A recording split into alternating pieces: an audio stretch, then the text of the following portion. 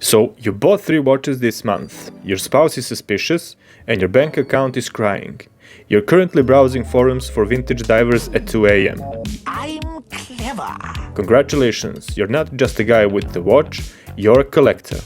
But owning watches is only half the battle. If you want to stop being a guy with a hobby, you need the gear. Here are 10 essentials every watch collector should have to keep their sanity. First off, stop leaving your Rolex on the edge of the sink or next to your car keys. You need a watch box. If you have more than several watches, you need a suitable place to keep them safe, away from the harm's way. Not on your desk or some shelf, and there is abundance of these, but basic ones are for 3, 6, 12 or 18 watches. After that, you can go crazy and make your own personal from different materials and number of watches.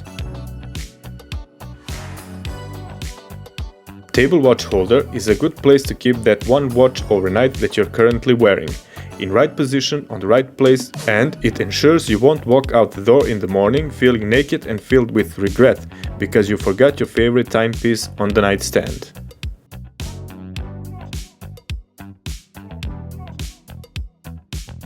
Watch cleaning cloths and basic polishing paste are necessary for obviously keeping your watches clean and also buffing small hairline scratches. There are tons of these to buy online for different crystals and watch cases. You want a new watch without spending cash you don't have. Buy a new strap. A leather band makes diver looks classy. An NATO strap makes dress watch look like it's ready for a jungle extraction. It's the cheapest way to fall in love with your old watches all over again.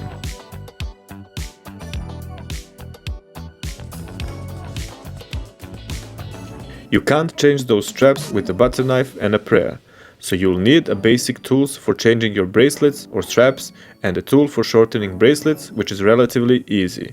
Obviously, when you need to swap straps, you need a tool to carefully remove those spring bars. Get a proper spring bar tool with interchangeable heads, with different fork size for different spring bars. Nothing says amateur like waiting 3 days for a jeweler to take out 2 links when you could have done it in 30 seconds at your desk. When on the road and traveling somewhere, if you like to wear more watches, you need a travel bag, pouch, travel case or watch roll, depending on how many watches you plan to carry. Keep those beauties from clanking against each other like loose change. Your GMT didn't fly 3000 miles just to get the travel scar from your charging cable. Next, you'll need a high-tech cleaning device, a toothbrush. Yes, a toothbrush. You have a nice grip, soft, medium, hard brushing surface, and it will get anywhere. All the places you need to clean properly. You can use it dry, with water or some other specific chemical solution. It will clean nicely between the lugs, links of the bracelet and all the places hard to get and clean all that accumulated filth over the days. That's where the wrist gunk lives. Case bag opening tool. When you're buying used watch, you need someone to check its validity, to see if it's the right thing. If you already did your homework, you know what you're buying and what the movement looks like, and know what red flags are for certain replicas and movements. You can check it for yourself. Most common way to open case bag is with a rubber ball that will open most if not all screw case bag. You also need the watch case knife for the covers that snap in and the basic watchmaker's screwdriver for those cases that are closed with screws. Watch demagnetizer works of course on the mechanical watches. When the balance spring gets magnetized, your watch starts to work faster, slower or even stop. What it does, it messes with the hairspring amplitude because the coil gets bound together in most cases. In other, balance wheel and escape wheel also get magnetized.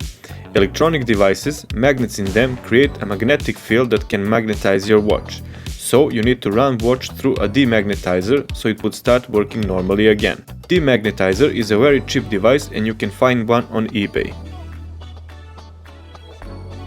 There are separate opinions about this device. Is it good for your watch or not? Some say that the watches should not be in one because of the constant wear and tear problem. But look, if you have a perpetual calendar or a dozen automatic watches, you don't have the time to wind them all. Stick your favorite one on a winder for a few days. It's better than letting oil settle into a permanent nap. You can put one of your watches in for a couple of days and then the other one for a couple of days, and so on. There are ones with multiple watches, but it is also important to choose one with timer and program for turning in both directions.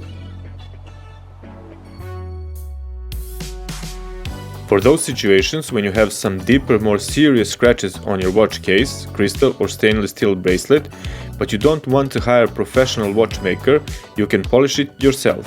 With some basic knowledge, you can learn how to polish your own watches. Expensive ones and those more complicated for polishing, if you don't feel confident enough, you should probably hire someone with extensive knowledge and experience.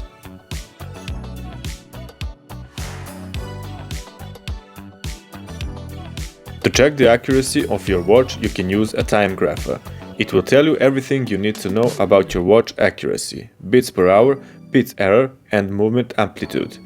Device alone is not so expensive, and if that is too much for you or you simply don't want to spend any money on it, you can also get an application on your phone that works on satisfying level. So how many of these do you already own? And more importantly, which one are you going to use as an excuse to buy another watch? Thanks for watching, and as always, stay on time.